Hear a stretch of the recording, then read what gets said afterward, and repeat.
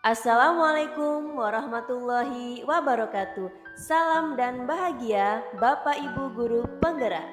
Koneksi antar materi modul 2.1 yaitu tentang pembelajaran berdiferensiasi. Saya Zulinda sedang mengikuti pendidikan guru penggerak angkatan ke-9 dari Kabupaten Lampung Timur. Berikut adalah video saya. Apa yang dimaksud dengan pembelajaran berdiferensiasi? Pembelajaran berdiferensiasi artinya usaha guru dalam menyesuaikan proses pembelajaran untuk memenuhi kebutuhan belajar individu murid. Artinya, pembelajaran berdiferensiasi adalah pembelajaran untuk mendukung semua murid agar dapat belajar di kelas. Bapak Ibu sadari bahwa setiap anak itu unik, memiliki kelebihan dan kekurangannya masing-masing. Mereka memiliki minat, gaya belajar, pola pikir yang pastinya berbeda satu individu dengan lainnya. Nah, di sini dibutuhkan usaha guru untuk memenuhi kebutuhan belajar murid. Lalu, bagaimana cara melakukan pembelajaran berdiferensiasi?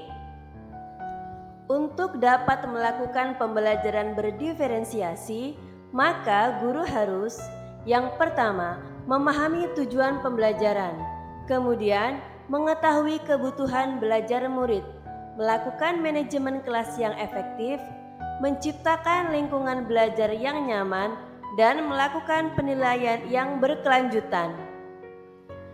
Berkaitan dengan kebutuhan belajar murid, maka guru harus memahami 3 hal sebagai berikut. Pertama, kesiapan belajar murid atau disebut dengan readiness. Yang kedua, minat murid. Dan yang ketiga, profil belajar murid.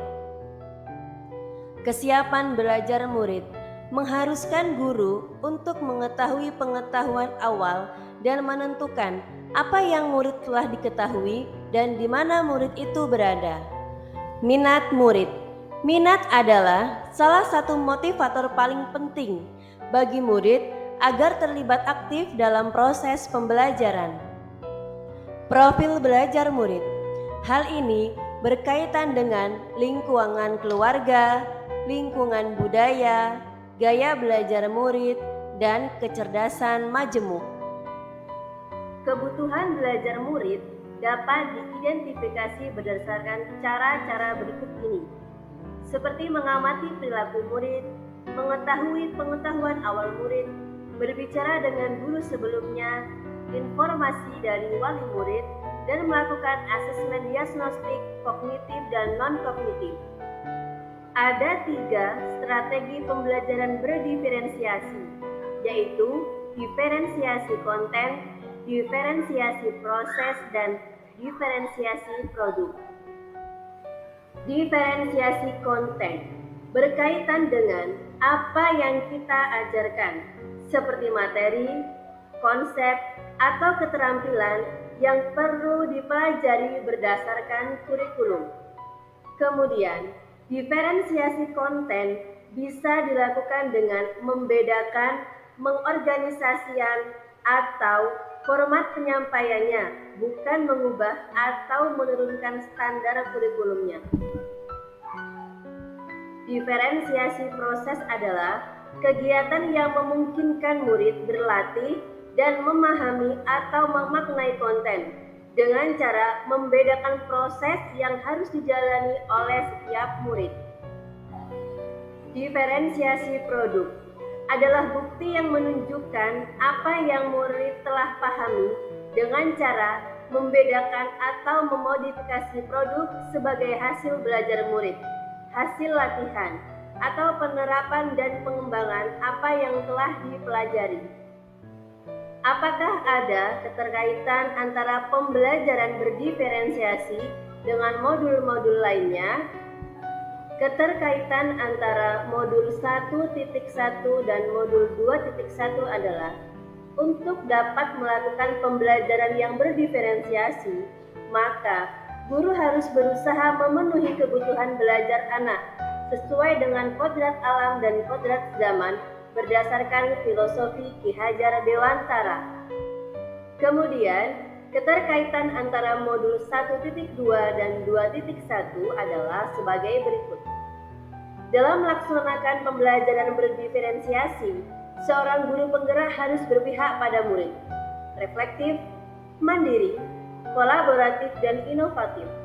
Hal itu untuk menciptakan pembelajaran berdiferensiasi agar dapat memenuhi kebutuhan murid.